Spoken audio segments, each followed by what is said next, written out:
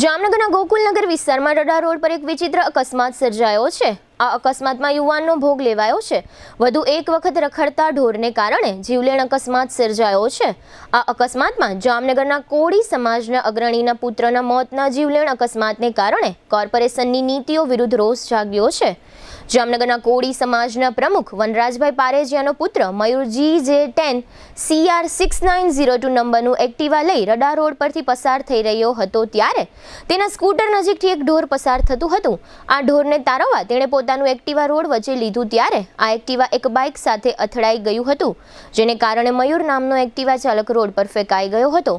બરાબર આ જ સમયે ત્યાંથી પસાર થઈ રહેલા એક ટ્રકની મયુરને ઠોકર લાગતા ગંભીર ઇજાઓને કારણે મયુરનું મોત થયું છે। આ સમગ્ર ઘટનાના વિડીયો ફૂટેજ પરથી આ તમામ વિગતો બહાર આવી છે। મૃતકના કાકા દિનેશ સવસીભાઈ પારેજિયાએ આ ઘાતક અકસ્માત અંગે પોલીસમાં ફરિયાદ નોંધાવી છે।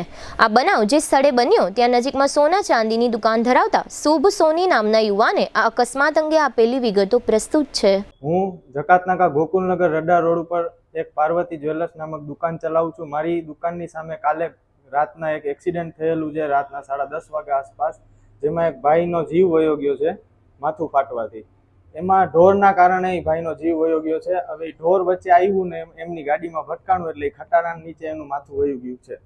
હવે આ બનાવ બન્યો એક્ઝેક્ટ દુકાન મારી દુકાનની સામે બનેલો છે, એટલે અમે આ સરકારને આ વસ્તુથી જાણ કરીએ કે આ રોડ ઉપર આવા કેસ રોજના એટલા વધી જવાના કારણે ઢોરનો ત્રાસ એટલો વધી ગયો છે, ગમે ત્યારે દોડાદોડી કરે છે। આ બધું જોઈને અમે એક દરખાસ્ત કરી છે કે તમે આ બાબત ઉપર વહેલેસર કંઈક કામગીરી બતાવશો તો આ જીવના જે જોખમ છે એ થોડાક ઓછા થાય।